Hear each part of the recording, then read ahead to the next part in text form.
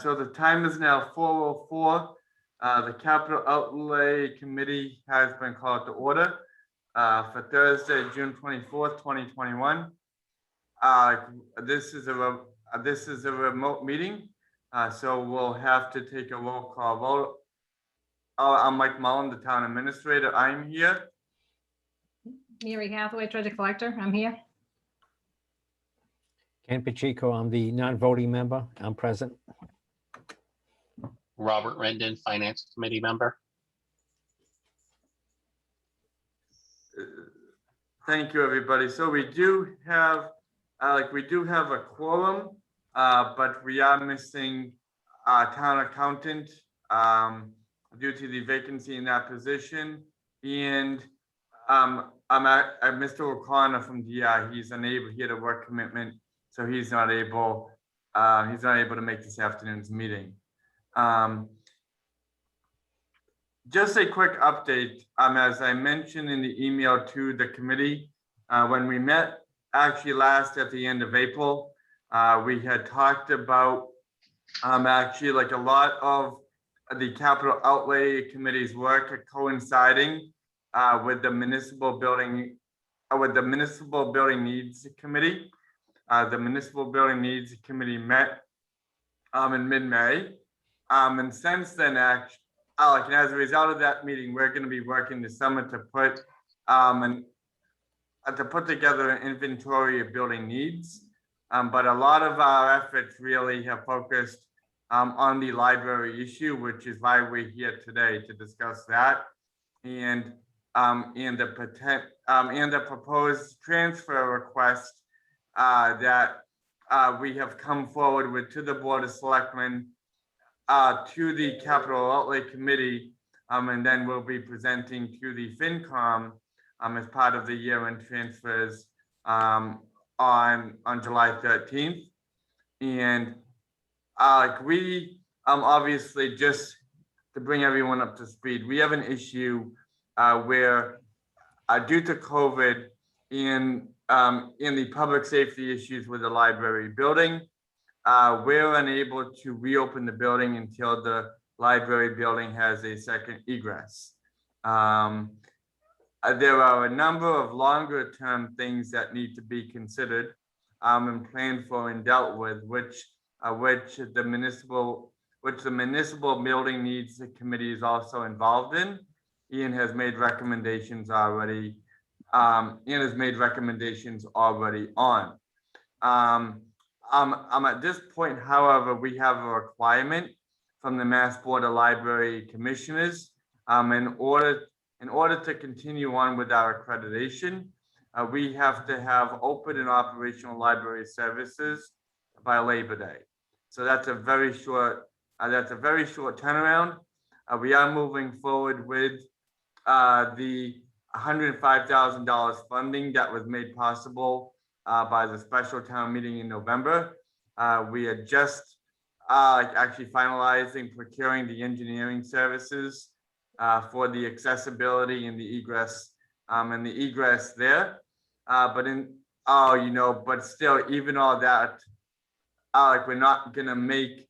There's a very good chance we're not gonna make the Labor Day deadline. So. To that end, working with the building commissioner, we actually came up with a plan to propose, because the building was shut down due to COVID, that we actually submit a request. We got a quote in the amount of $30,900 for a modular trailer building, a very temporary modular trailer building. And we made a request to the State Executive Office of Administration and Finance to fund the first year of that at $30,900. The state at this point, they have raised the issue that even though we have faced public health and COVID issues in the building, there were pre-existing and there have been pre-existing conditions at the library building, which really prevents the CARES Act funding from being used actually for this purpose. So what actually, we're proposing at this point, and we've also run it by and through our outgoing town accountant, is a transfer request to the public buildings line. Right now, the public buildings line has a balance of $39,000. Like we have we have outstanding and expect a $10,000 bill to be paid by the end of the month. Actually leaving a balance in the ballpark of around $29,000. I mentioned the quote for the modular with all the accessibility features and functions. We have a quote in the amount of $30,900 for that. I can plus the required electrical hookups and all of that. That would bring us to a $40,000 number. So like what we're asking for and what we proposed to the Board of Selectmen last night, and then I'm proposing, and then I'm recommending today, along with to the FinCom on July 13th, is a $15,000 transfer really to make sure we have the funds at the end of the year that can be encumbered. Based on the fact that we already have a quote, we can encumber those funds to be used for a temporary trailer and to ensure that the library, to ensure that that trailer is open and operational this summer. So we will have an open library come Labor Day. And I just, again, like we had this meeting scheduled anyhow, which, obviously our time and efforts have really been consumed with the library, but wanted to run this through, and have a conversation here with the Capital Outlay Committee about the funding, about the need, in advance of the meeting with the FinCom on July 13th.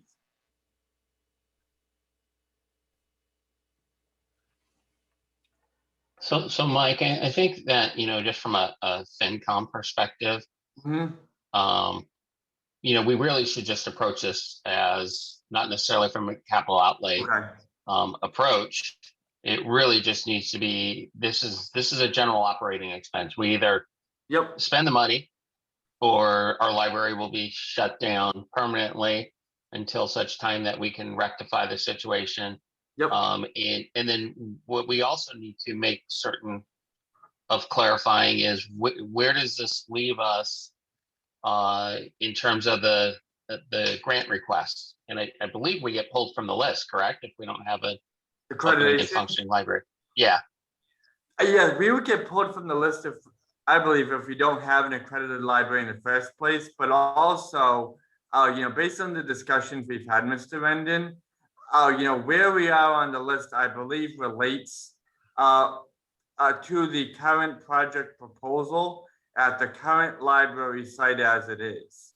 And, there's a large, I've heard a lot of discussion that there's not a whole lot of agreement or support of that project in town anyways. So as part of efforts and work going forward on this, that effort and where we are on the list, that actually might involve a whole new application to the Mass Board of Library Commissioners for a project that hopefully might have a lot more community support than the existing proposed project does at this point.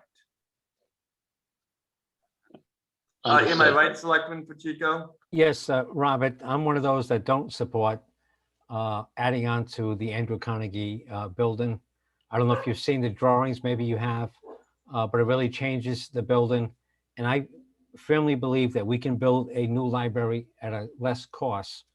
Right now, the grant is for $4 million by the state, and we would have to match that $4 million. And they've already said that that building would only be good for another 20 years. As you know, with limited parking over there, we would be expanding the building as well as putting a second floor on it. So I would not be supporting, whenever that grant comes before us, and I think we're number 11 on that list, and a lot of other people would be rejecting that and would want to go forward with a new library. The problem right now is that they're not accepting new applications at the moment.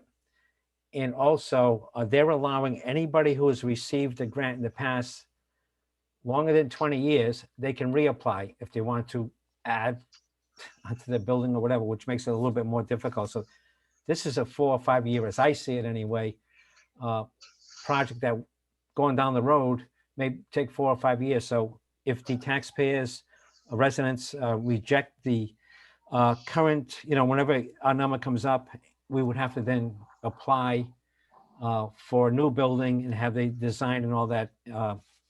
What we're talking about for the modular is putting it next to town hall where we took down the James Briggs library. There's storage, there's water, there's going to be electricity.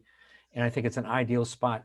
We all see this as temporary, and it probably won't house all of the libraries. So for example, there may be the adults books at the modular, and the children's books may be at in the basement of town hall. So they will be separate. It's a temporary solution. I look forward to a new library. We need to look at numbers and all that kind of good stuff. But I'm supporting this as a temporary solution to our immediate problem. And I would hate to see us lose the library in town. I totally agree. So this modular building, this $40,000 price tag, building plus all the hookups, does this, how, that's not an outright purchase price, is it? No, it's just, yeah, it's just the leasing for the modular in the accessible ramp in the amount of $30,900 a year. Okay, so that's a per year cost. Yes. Yeah, and I believe the size of it is 12 feet by 60. Yes. I believe that's the size of it. Okay. So that is that 30,900, is that locked in for the life of the lease, and how long of a lease are we signing? Yeah, like we have to, we have a quote at this point, which like in my view would be the max that we would pay. We do have to run that through procurement requirements as well. So I would say at this point 1 year with a 1 year option to extend, but again, we wanted to have the funding in place before the end of the year to be able to secure the first year, and then plan the additional years accordingly based on that, given the timeline. And additional years if needed. One of the things as well that is important to mention is we've also engaged for the current library and engineer to work on the second egress and the accessibility for that. So the building commissioner and I, we met with the engineer about 2.5 weeks ago now. We're entering into a contract. The Board of Selectmen, we're presenting the board with a contract for consideration Monday evening. And but what is actually envisioned at this point is a lot of the work that is going to be identified by the engineer can actually also concurrently be done over the summer, actually in-house through the building department. We expect at the moment. So there's a very good chance, that we might have like part of the library building also operational sooner than we might have hoped. So which really makes the a 1 year lease for a modular even more doable at this point. Okay. All right. I mean, I fully support this from a capital outlay committee member, Okay. as well as a finance committee member. So, I mean, what do we need to do here? Do we need to make a motion to request a transfer, or is that already a done deal? I mean, that's not really it's an operating expense, right? So we don't have to, we would just be a recommendation, correct? Yeah, we would be a recommendation, but it was advised by our outgoing town accountant, just because of the nature and the timing of this, to run it through, like for auditing purposes as well. To run it through, because it is, it could be viewed as both an operational and a somewhat capital nature type of request. So the opinion of our outgoing town accountant was, because we had a scheduled meeting of the committee anyways, as part of the process in going to the FinCom on the 13th, was actually asking the capital outlay committee for a recommendation as well. Okay. So then, as capital outlay member, I would like to move that the capital outlay committee recommend the transfer request of $15,000. Yeah, $15,000 in support of the lease of a modular building and the connections necessary to be made to support that modular building. I'm just writing down the motion. The necessary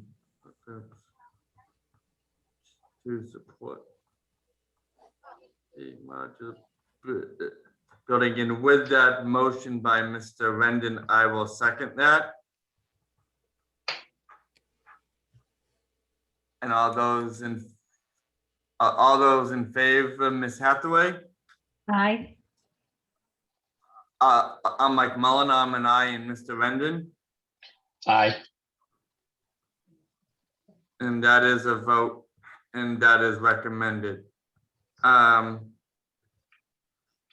and Mr. Rendon, I did see, and thank you for doing this. I did see an email that you just actually sent out to the committee to establish and to confirm some dates for future meetings going forward, which I think will be really helpful, and especially with the inventory work that we're going to be doing with the municipal building,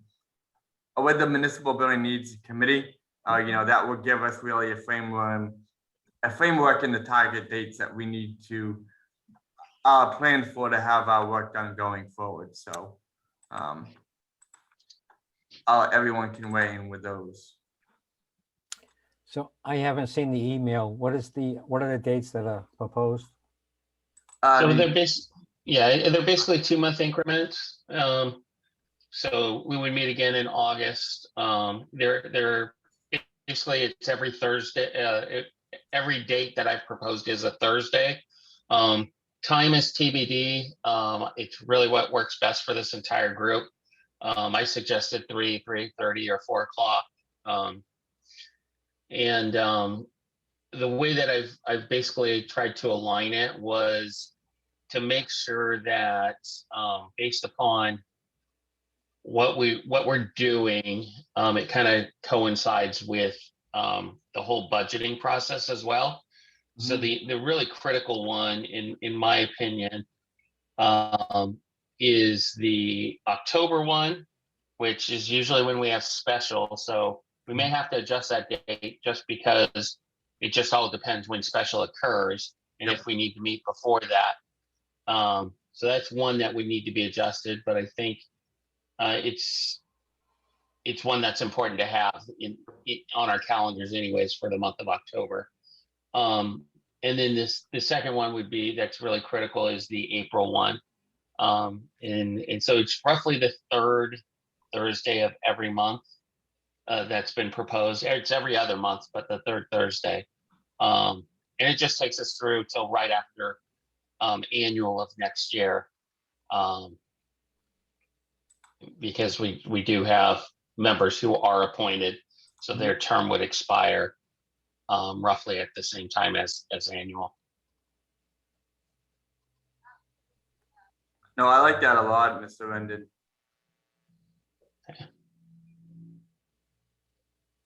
So, and it's just, I mean, it's just so that we have dates on the calendar so that we can move forward, knowing that we're going to be meeting on a regular basis. Yep. And gives us some target dates to shoot for when we start building out our inventory, or when we start having to meet with department heads if they identify capital outlay requests where they're going to be presenting to the Board of Selectmen and the Finance Committee special articles. The sooner, obviously, we know about them, the sooner that we can start figuring out how we're going to actually fund these things. Yep. I'm okay with like a 3 o'clock meeting or 3:30 earlier. So I don't know what other people feel about that. I like it on Thursday myself. Yep. Yeah, and this far in advance for me, from a work perspective, I can always block that time. So time, whether it's 3:30, 4 o'clock, totally fine by me. I know Mr. O'Connell has some work conflicts, but I'm hoping he's kind of in the same boat as myself. Yeah. The sooner we get these dates and times onto our work calendars, and we can carve out that time to dedicate to capital outlay. And we will be appointing a new town accountant Monday, so we will make that person aware of these new meetings so that she can be present for these meetings. Fantastic. Yeah, get her early, right? Because her schedule's not full yet. Exactly. She's open-ended. Yeah.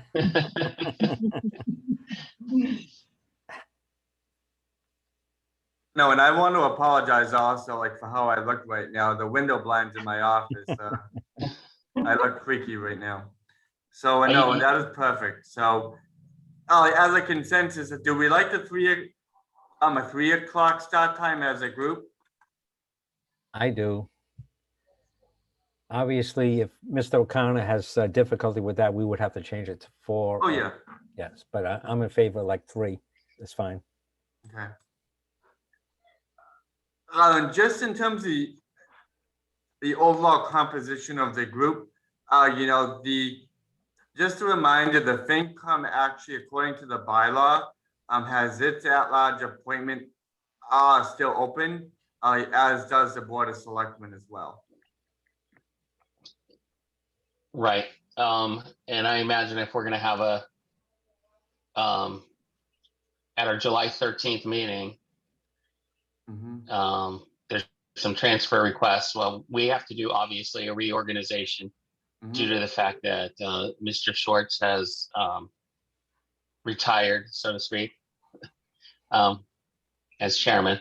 So we have to do a reorg, and that should also be an agenda item.